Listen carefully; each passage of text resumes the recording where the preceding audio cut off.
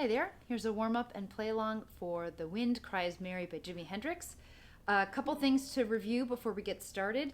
That intro lick, we've got our G shape here, but we're just going to play the C, E, and A strings, and we're going to move it up a fret at a time. 1, 2, 3, like that. And if you want to mute the G string, you can kind of bring your thumb around and move it up and make sure that just in case you hit that string, it doesn't actually sound out.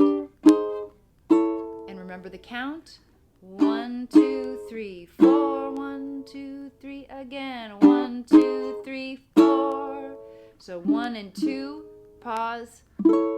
Third, up on this 4th and 5th fret is the 4th beat, and then we let the next measure just go. You can experiment with some strumming in there if you want, but you can also just let it be.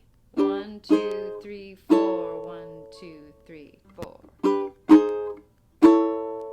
When we get to the verse, we have 3 lines where we're moving from the E chord to the D chord to the A chord. And you'll see that I used a bar chord for the E. What I'm doing is taking my D chord, playing it with the middle ring and pinky, and then I'm taking that shape and moving it up to the 4th fret and laying my finger down as a bar. Now I don't have to engage the whole finger because all I need is to make sure that the 2nd fret of the A string is pressed. Now I can do that with my index finger like this. I find it really hard to pull that index finger back in time. So I'm going to lay my finger across and use my knuckle here, my middle knuckle, to hold it down there. And that way, when I go to the D chord, my shape is already there, and then I resolve to A, and my middle finger is also already where it needs to be. So I've got a bar of E, a bar of D, and then 2 bars of A for each line of the verse, or the first 3 lines. When I get to the 4th line, I've got a B7 chord to a D chord, and then I'm back to these 2 bars at the intro. And then I go back to B7 again for the last line, and the wind whispers Mary. And then I do that one more time. And then I'm back to the top of the verse, back to E. So that's the pattern that you need. Again, for E, you can play it as a bar. You can play it with the index finger back like this.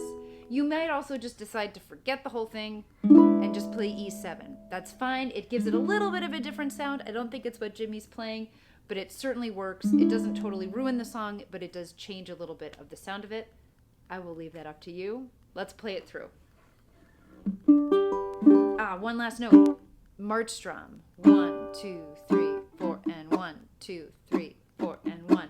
There's a really heavy beat on the 1 and the 3 here. Remember that the 4 and, the down and up strum on 4 and, doesn't necessarily have to be a full-on chord. It's there for rhythm.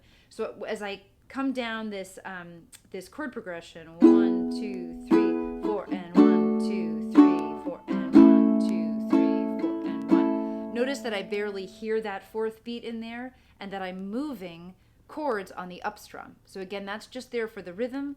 The 1st and 3rd beat are there for a nice full chord. 1, 2, 3, 4, and 1, 2, 3, and 1, 2, 3, 4, and 1. So just keep that in mind as we get there and play through. All right, now we're ready to go. 1, 2, 3, 4, 1, 2, ready, go. And again. Verse 1. After all the jacks are in their boxes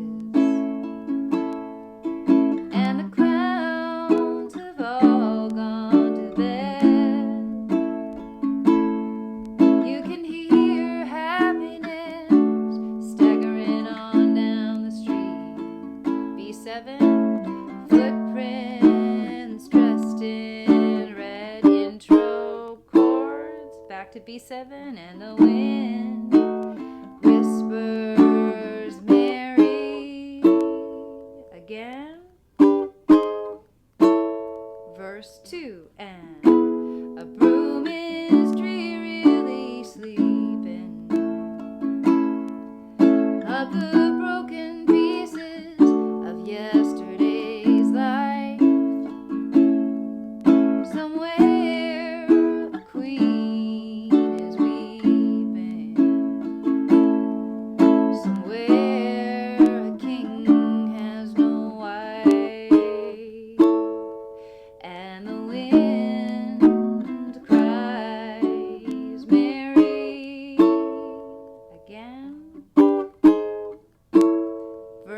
3. The traffic lights, they turn blue.